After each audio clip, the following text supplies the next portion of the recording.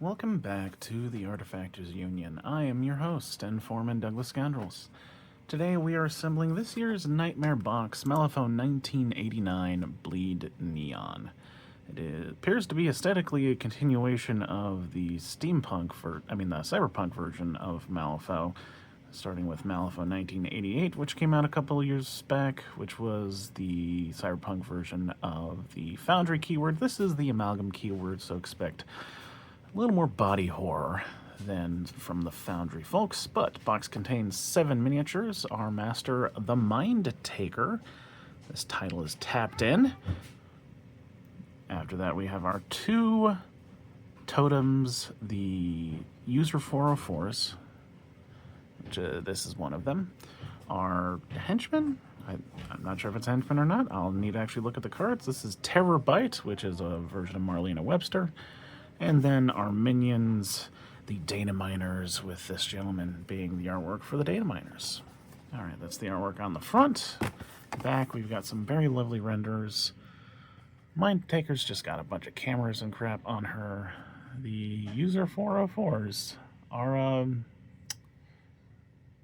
doing VR stuff, I guess. Terabyte is a lovely cyber panda. And then our data miners being...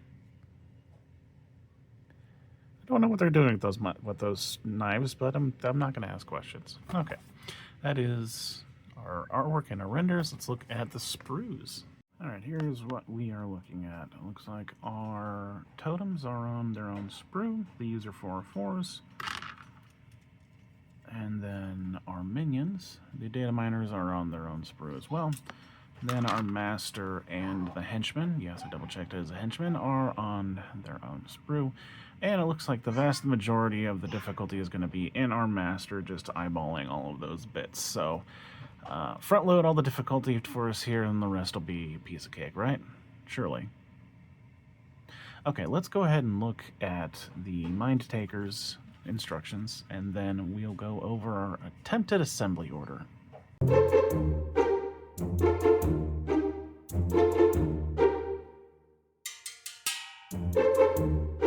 Someone complained about the lack of difficulty in last year's Nightmare box, and so they decided just at least give us a taste of how hard these things used to be.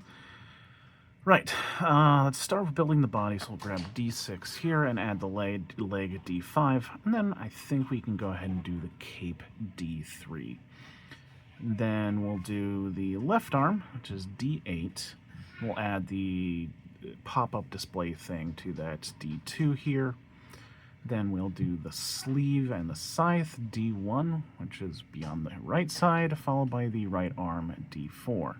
Then we'll add the head, D9, and do the cameras in whatever order. At least that's how I think it's going to go, and things could definitely change, but for now, let's just go ahead and start with D6 and D5. Alright, D6. Now let's add D5, the left leg. The second my cam can actually... There we go. Alright. Not the most solid of connection point, but it's pretty easy to tell how it's supposed to go in, so I'm not going to complain. Okay, next bit is going to be the cape D3. Just going to go on this back and her butt. Alright. There appears to be just a bit of a gap in the lower back, so it does really just attach to her butt and shoulders. Make sure to give it a nice squeeze so that fill in this gap up here, but there's no real gap to tell on the butt. Alright, now let's go and do our left arm and the left sleeve, which is D6, I think. D6. That is my child screaming. I apologize, my child is playing upstairs, but if I tell her to go somewhere else, it is just going to be screaming. So you can put up with the noises of a 5-year-old. You can still hear me? It's alright. Anyways, that's the left arm added in. You can connect it to a lot of the body and cape, and then make sure this tube is aligned as well.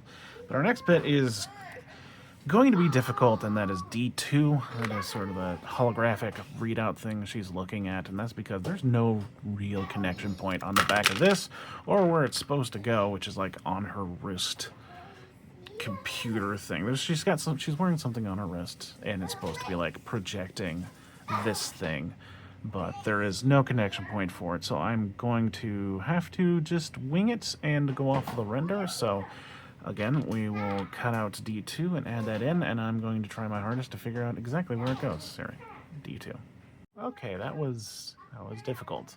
I actually went and looked up the release video for the box so I could see the rotating render.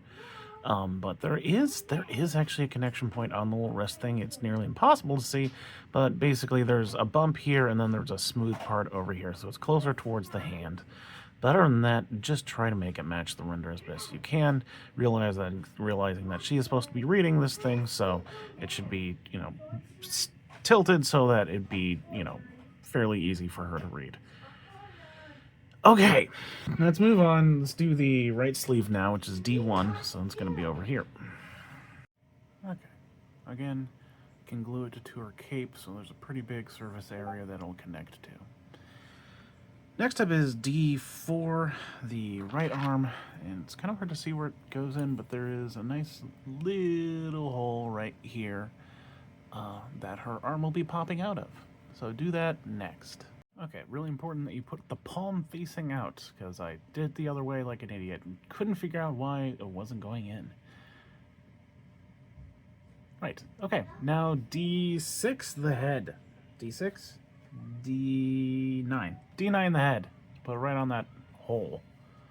Okay, it should mostly be occupied with closing the gap up front here. She does have like this peg right underneath her neck that is going to go into the neck hole, and that'll help guide you. However, you try to press down on the back here, the head's going to slip backwards and you're going to have to reset it. So just be concerned with the seam here, especially right here. On the back, it's just going to be this big old open space. Don't worry about it too much. We're going to slide the cameras in there, so it's going to be pretty busy now. So that's how the head's supposed to sit. You can see she's now reading her data pad thingy above. Right, let's give me a sec. Okay, so I think we are going to start with D7. This guy right here, the wide split on those cameras. Looking at the render in the video that came out with this, the cable comes out of like right there on her head, so I'm gonna see if that fits. So I could be very, very wrong, but I'm just going to go off of that render and hopefully it gives me a good guide for it. We know where the last one goes because there is actually a cable down here. So we know where D10 fits, but D7 and D11 are kind of up in the air, and we're just going to try to make it match the instructions and the renders that we have. Okay, it looks like the model does not 100% reflect the render in the YouTube video. However, I found a really good spot for it, and that's right in there. Trying to get it like right in here really made the camera angles real wonky. So this is a solid position. The cameras are roughly in the same spot. They're just, the thing that doesn't really match is they're pointed in different directions, but I don't care about that. The nice thing is that you have this nice solid connection point along the shoulder, so it's not just under the head or under the hood, but you can also glue it to the shoulder, which makes this pretty stable for a bit, at least a lot more stable than the thing on her wrist. Right. Okay. Yeah, we're just going for a stable connection if at all possible, and something that looks fairly similar to the render, and we're going to call it good. So next one is going to be stop hitting the camera, you idiot. I'm the idiot. Me, Doug. D11 is going to be our big tall camera that's pointed sort of in that direction, and I'm going to guess it's going to be maybe just on top of these guys. We'll see. I'm just going to try and match the render. So it doesn't sit up as high as it does in the render, both renders from the video and the back of the box. But the thing is that to make it real solid, I made sure it was jammed in there nice and tight. So this sort of fold in the hood is where I put it under. You can see where it goes in, and it's quite close to where it's supposed to be, at least according to the render. So I'm not going to complain, because I would rather have a solid connection than be picture perfect. And I'd say that's pretty solid, especially since it's a singular tube, and it could be a whole lot worse. So we only have one last bit. Let's glue it in here. You can kind of see this cable right here ends, and it's supposed to attach to that cable. So let's do that. that actually might be the easiest of the cameras to go in. Really, that tube connecting to this tube really gives you a good idea of how it's supposed to sit, and it's sitting in there pretty snugly, and it looks pretty close to the render. So, we are actually done with the Mindtaker. Let's put her on a base. The Mindtaker tapped in is done. God knows how many Harvey Birdman references I've stopped myself from making. Anyways, yeah, a very difficult model. A lot of those cameras were really hard to figure out their positioning and keep them in that position while the cement cured, as well as that display on her arm. Not the hardest thing in the game, but one of the hardest things, definitely. Take your time, be careful, and I think you've got this. But also, if you don't want to do all the cameras, you don't have to. As long as she has some cameras, I think the model will still look great. Anyways, I think that's the majority of her difficulty, but we'll see. Let's move on to her totems. Our first user, 404, is... I'm going to throw that on the floor. Order is going to be grab the body, and then we'll do left arm, right arm, and the head, followed by the tube that is not connected to his body, and the tube that is... Actually, no, I think we should probably do this one first. I think it's going to need to go in first. So A2 first, and then A1. Anyways, that order is going to be A5, A3, A4, A6, A2, A1. Now let's look at the instructions. There's a little chumby body. Now we turn around. I'm going to add a 3 right here on the shoulder. That's good. Now, A4, that's what it was. A4, the left arm. Good, let's keep going. A6. I should remember what these are. A6, the head, right on the head spot. Okay, head is in. Really check this seam on the back of the neck here to make sure he's in right. Our seam looks pretty good. All right, A2 is our first tube. It's going to go in the bottom hole here and then also connect to his hip. All right, we're good. And then A1, our last tube. I'm just going to just jam in the back of his head here, and then it'll be sitting on the ground. All right, he's all done. Put him on a base. Our first user, 404, is done, and we're going to call this one Stan. The hardest part of him, I think, is just making sure you got your pipe order right, I think. Yeah. Making sure you got the order of the tubes, the type pipes or tubes on the back of his head right. And that's really it.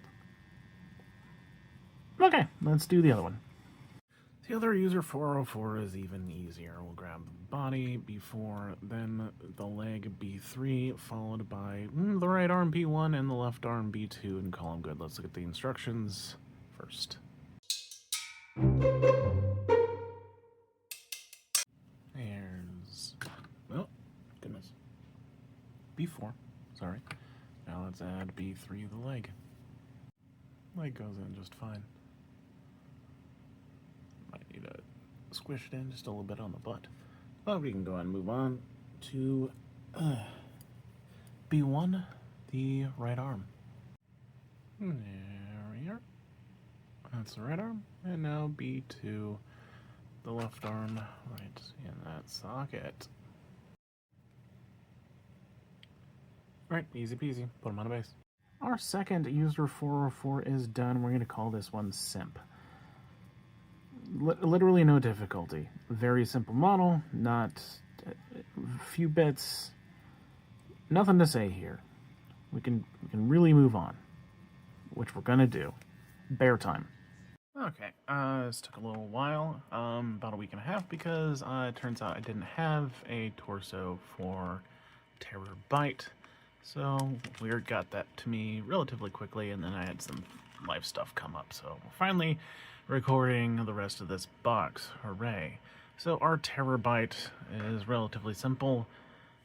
Again, compared to our master, we'll build the entire bear body, and then slap the legs on, and then build the rest of the torso of the rider, and then add that on top. I think that the arms are going to sit into the torso confidently enough that they're not going to be displaced when we set them on top of the bear body, but we'll see. Anyways, we'll go ahead and grab C11 and C10, put them together, and then we'll add C9, the head. Then we can go ahead and do our back legs, C6 and C3, left leg, right leg, and then our front legs, C5 and C4, left and right respectively. And then we'll add the legs, C1, and then independently we'll add C8, the torso, C7, the left hand, C2, the right hand to the torso, and then slap the torso on top of the legs. I believe the arms are also resting on the back of the bear, and then we'll be good. Alright, let's look at the instructions and then grab C10 and C11.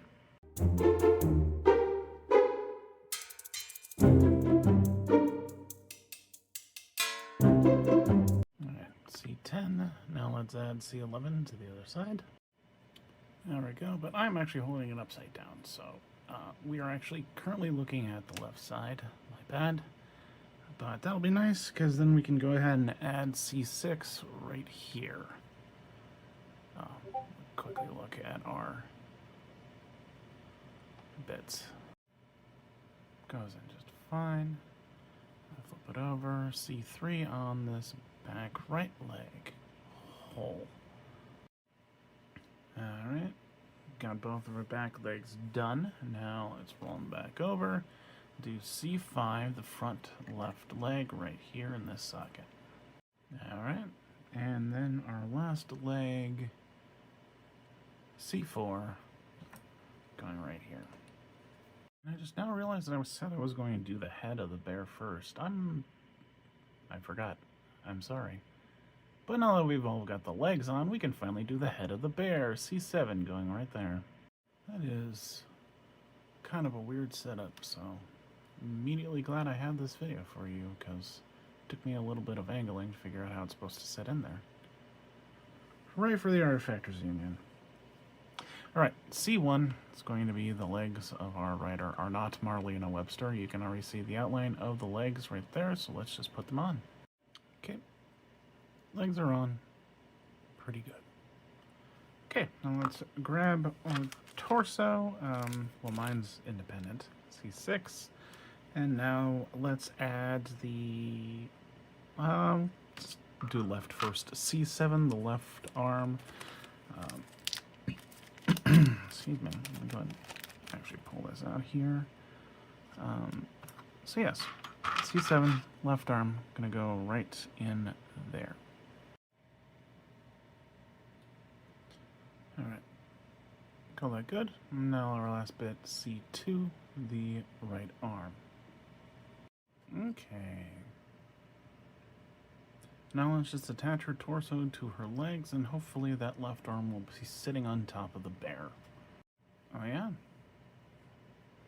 I call that good. Let's put him on a base.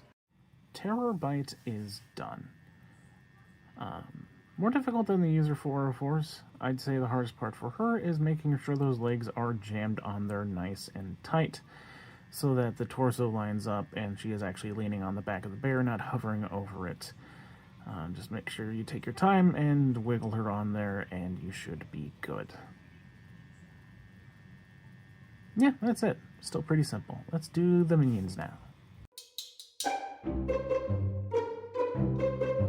Alright, our data miners are numbered differently on both the instructions and here and the back of the box. So we're just gonna go and do them top to bottom.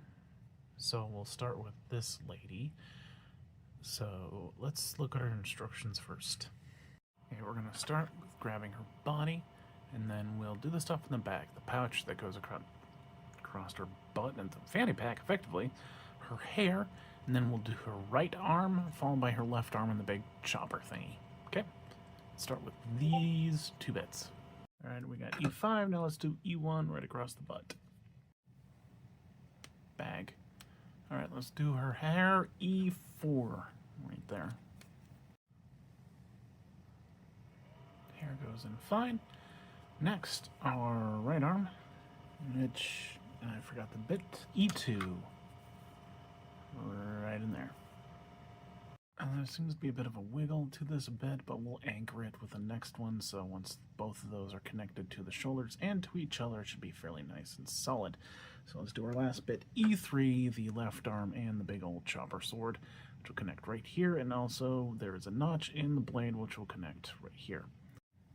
Alright, make sure you get this left shoulder situated nicely so there is no seam, and then you want to adjust the right arm so that it covers up this notch as best as possible, because this is the one that will cover up any sort of seam better as you wiggle it than this one. Alright, she's done. Put her on a base. Our first data miner is done. We're going to call her Like. The hardest part for her was getting that arm, shoulder, knife alignment thing with both arms and the big sword thingy-mabob chopper. As I said before, definitely do the right arm first, then the left arm, and adjust the right arm to better fit how the left arm is, because the left arm is going to show any sort of gap in between the arm and shoulder better than the right arm will. Yep, that's the difficult part. Let's move on. Our second data miner will grab the body, do his crotch flap, followed by his right leg. Then the backpack, followed by the right arm, the left arm, and the head. Now let's look at the instructions, and then grab F7, followed by F4 as our first 2 bits. Alright, here's F7. F4 is just going to cover up this big old hole in the crotch. There we go. And now F5, the right leg with the hoofsy? He's got a hosey. Okay. That's all good. Now let's add the backpack, which is F1. Okay, it's got a backpack. Now let's do the right arm holding the bone saw, which is F3. Bone saw arm is in. Now we can do the left arm, which is not holding any bone saw, therefore it is inferior. That is F2. F2. Oh god, I love this pose. Alright, let's finish off with the head. Oh yeah, it's a real weird angle. You don't expect to be sitting like that. You gotta reference the render, otherwise it's gonna take you all to figure out how it's supposed to sit. But he's done. This sassy jerk. Let's put him on a base. Our second data miner is done. We're going to call him Comment. The hardest part for him was figuring out that head orientation, with a close second being the arms. Just kind of an odd placement, and the connection points aren't as obvious as I would wish they were. But kind of like a medium level difficulty for all 3 bits. Nothing super hard, but again, still kind of riding that pretty easy line. Nothing nearly as difficult as the Master. Let's do our last mini. Alright, our last data miner and our last model. Let's go ahead and get him done as quick as possible. Like usual, grab the 2 halves of the body first, and then we'll do his tools that is sitting on his bandolier. I think that's a bandolier. Oh, I think it's just a belt. Anyways, after that, we can do his arm holding the thumbs up, his head, and the tube that's sort of connected to from his shoulder to his arm. Then we'll combine the bag and the arm holding the bag, and then I don't remember if I ever said the arm, but at some point they'll put the arm in there. And once we have these 2 bits combined, we'll add that to the body and then be done. So let's look at the instructions and then grab G8 and G7. Alright, here's G7. Now let's add G8, the front half of the body. Next bit is G3, our tools, and they're just going to fit right in this hole right here. Alright, let's do his right arm, which is G5.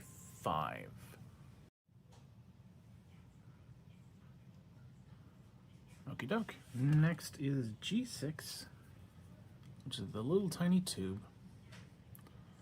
It's going to fit here and here, and this part will be the one that goes like straight up, and then it will like gently curve down that way. Okay, there we go. Just make sure there's no real gaps. Then we can go ahead and add the head, which is G4.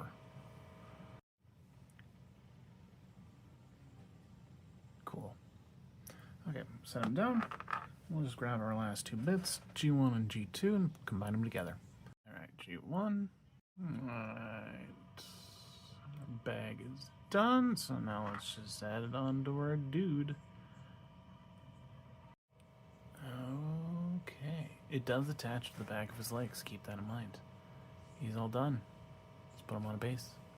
Our last data miner is done. We're going to call this one Subscribe.